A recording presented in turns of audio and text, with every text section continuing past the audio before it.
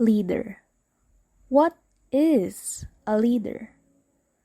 According to Google, a leader is the person who leads or commands a group, organization, or country. But what is the true meaning of being a leader?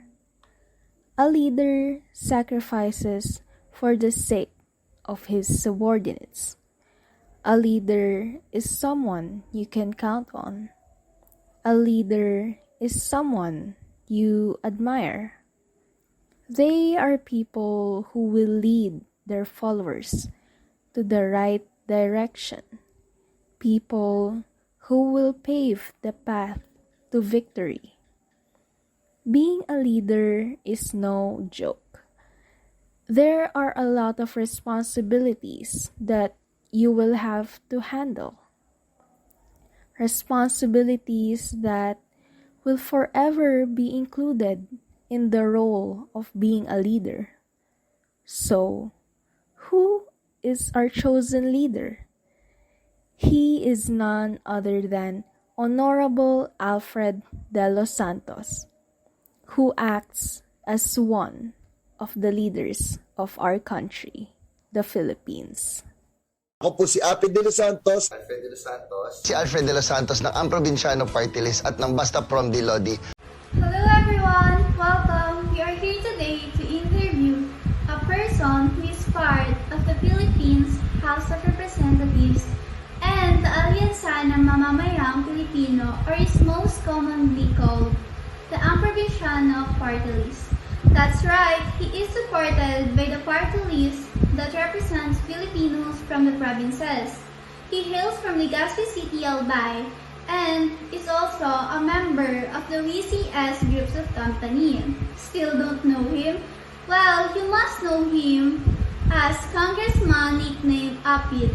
Yes, he is Honorable Alfred Delos Santos, coming with us for an interview today. Now, let's get to it!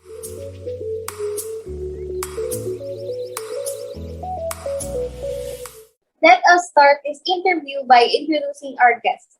Can you please introduce yourself, Congressman? Hi, I'm Alfred Delos Santos of Amprobinsyano Party List. It's an honor, it's a pleasure to be interviewed by great students like you.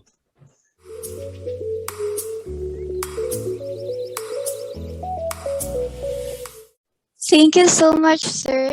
Now let us begin with our interview. Before becoming successful in the world of politics, there is a long and arduous road that politicians must endure. We're curious, how did you end up becoming a congressman? What inspired you? Well, I don't know the term successful, no, kung andun pa tayo, but as a child, I've always been committed. As a child, I've always been committed to serving the public. It has always been my passion, and I've witnessed the struggle of the people, and I have dedicated myself to improve in the lives of the Filipino communities. So since then, naging part ako ng napakaraming organizations. I have joined a lot of projects and outreach programs. Then I have met with the people with ang Probinsyano Party, and we have the same advocacy. That's why the party list gave me the opportunity to work harder with my advocacy. Kaya yun yung naging journey natin to become a congressman. Certainly a man of much respect, sir. So now let's us proceed to the next question.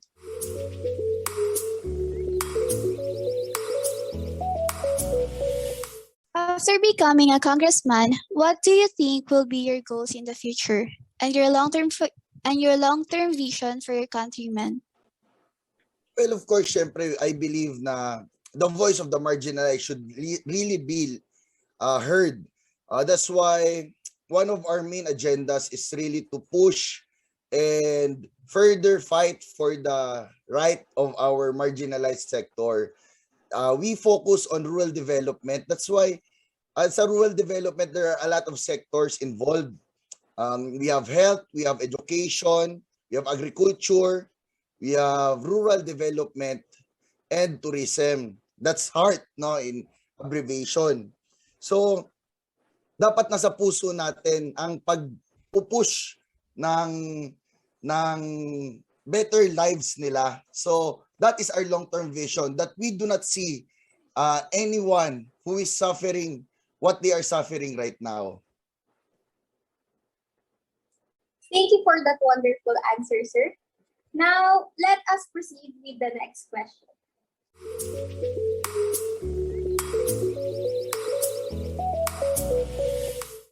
After becoming a congressman, how do you motivate yourself and inspire others to follow you?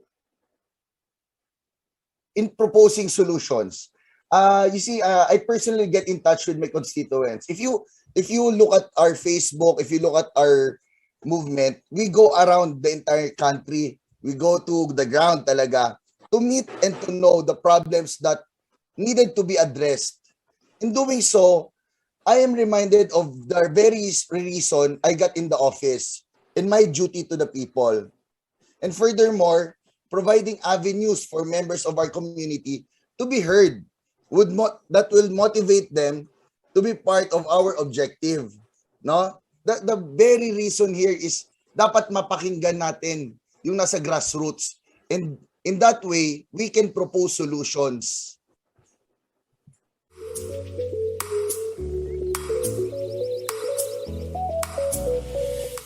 Different people have different ways of leading. And for you, Congressman Delos Santos, how would you describe your leadership style? For me, the best technique is to lead by example. I always make it a point that my actions as an individual will always reflect the goal which I seek to attain for the community. Mas madali kasi, it's easier and more effective to lead when the goal is visible and when people you have an idea of the principles behind in our actions that we take. So it's easier, no? If you lead by example, the people around you will follow and copy what you are doing. And it's easier to explain. Thank you for that insight, sir.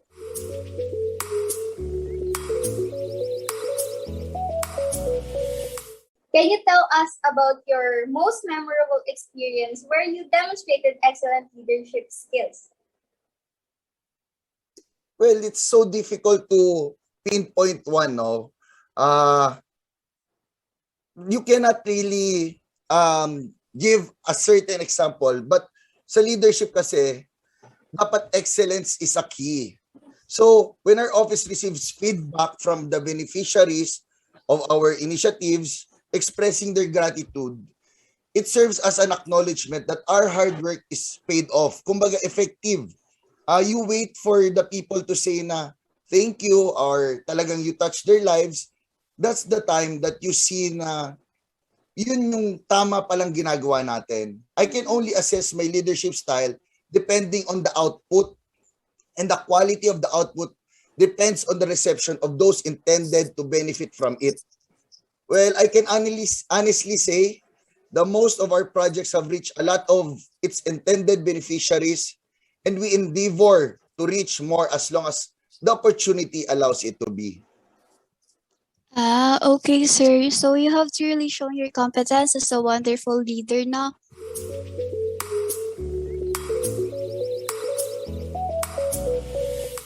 Now po, question number 6.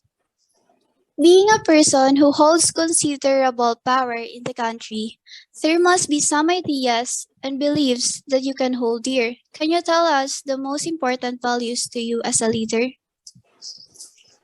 Well, you have to hear the constituents, no? Katulad ng sabi ko kanina, I went to the grassroots hanggang ngayon.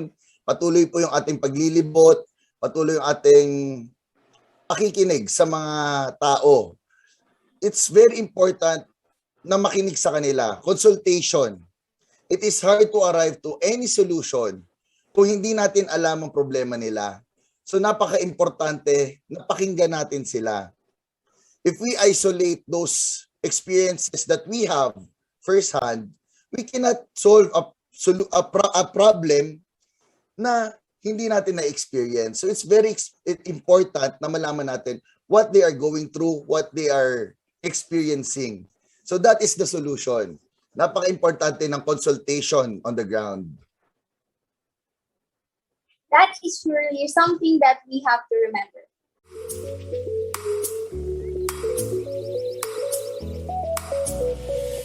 As for the next question, it is not new for politicians to be linked in issues. You must have been criticized because of the reputation you've made, but although you were criticized, you handled it pretty well. Can you tell us how you respond to criticism? Well, if you know my background, I was first encountered with a major issue. First thing, the first few days that I entered politics. But you know, criticism is a necessary part to be an effective leader. I had a good friend of mine told me his favorite motto in Game of Thrones. Sabi niya, use your weakness as an armor and it can never be used against you. So if you have these criticisms, if you have these flaws, use it against your benefit, use it as a strength, and you will succeed easily. You know, when I encountered my issue before, I think it was 2.5 years ago, it inspired me to work twice, thrice harder than I intend to work. So, kumbaga, mas napalakas niya pa ako, mas binigyan niya pa ako ng motivation to work harder and to push my my agenda, my goal to be a better politician, to be a better public servant. Thank you for that wonderful answer, sir. We really admire your characteristic as a congressman. So let us now proceed to the second to the last. No. Let us proceed to question number 8.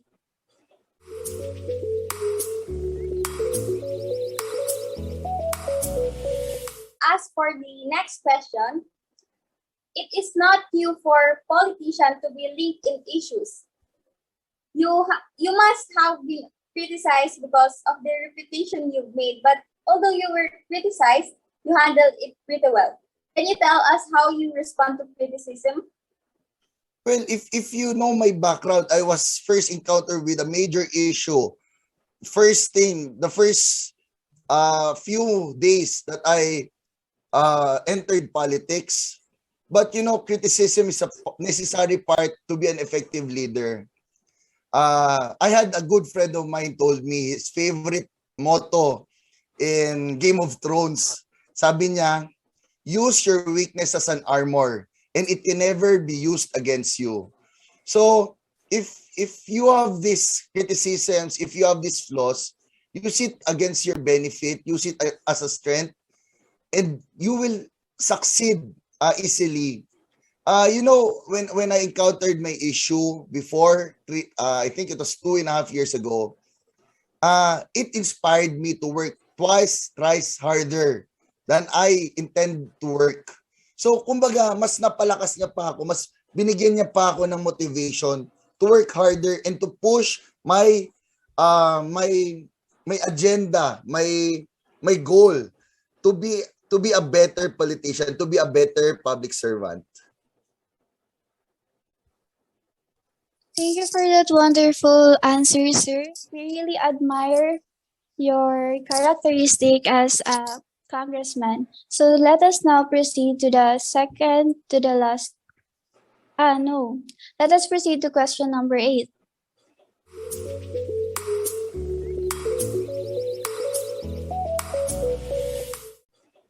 When you are the congressman, do you think that you've already fulfilled your part as the congressman of the country? No, we're far from that. We have made a lot of efforts already. We have done a lot for the people, but to say that we have fulfilled our part as Congress office, no, I can't say we have, because nasa ano pa lang tayo, nasa tip of the iceberg pa lang tayo, nasa simula pa lang tayo. We're just starting. There is still a lot of issues that need to be heard and to be addressed. our initiative is only the beginning. And as a member of Congress, I believe that we should continue doing our part in Congress by lobbying these issues. No, there's still a lot of problems that should be tackled, and we should solve this by having our social legislations. We should have more people that we help, and dapat tuloy-tuloy lang. And honestly, in my personal capacity, I should keep on improving myself pa. So we're still far from that. And now we know why the congressman is held in such high regard.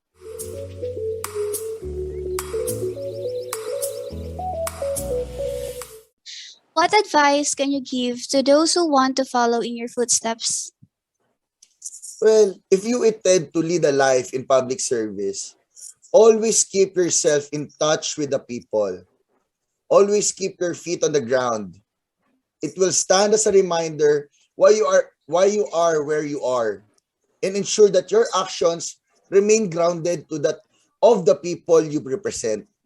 Knowing that what you do helps these people makes long and tedious work worth your while, you should make sure you know your goal and you never forget it. Okay, sir, thank you so much. We'll surely treasure your advice. So much, Congressman, Thank you. for being our guest today.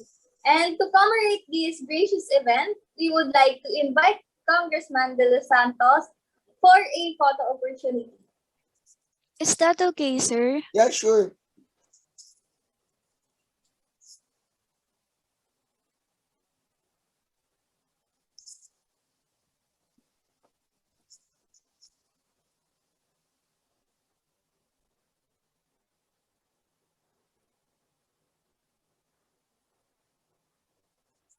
Okay na ba? Wait lang, Papa. Okay, so smile po tayo. In 3, 2, 1. Another one, please. 1, 2, 3. Thank you po. Thank you.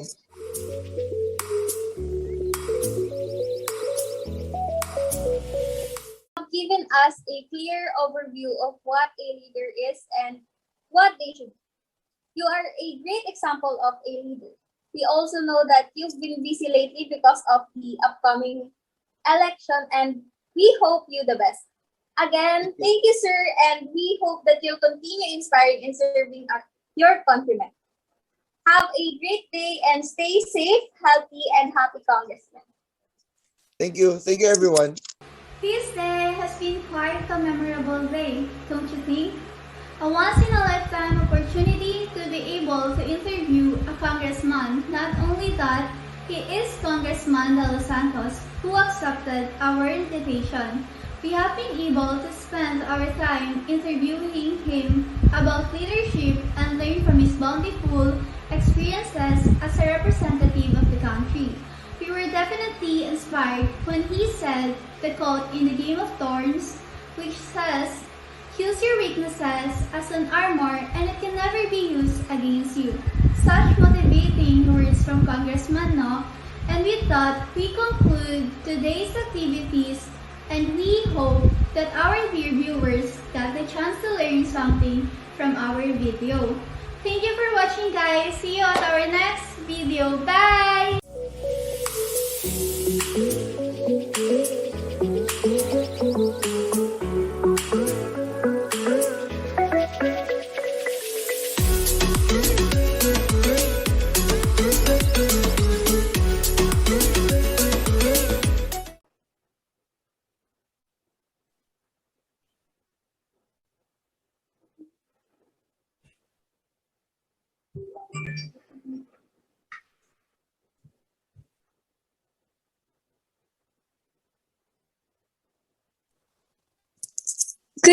Sorry po sir, na commute po pala. Thank you so much. We'll surely treasure your advice.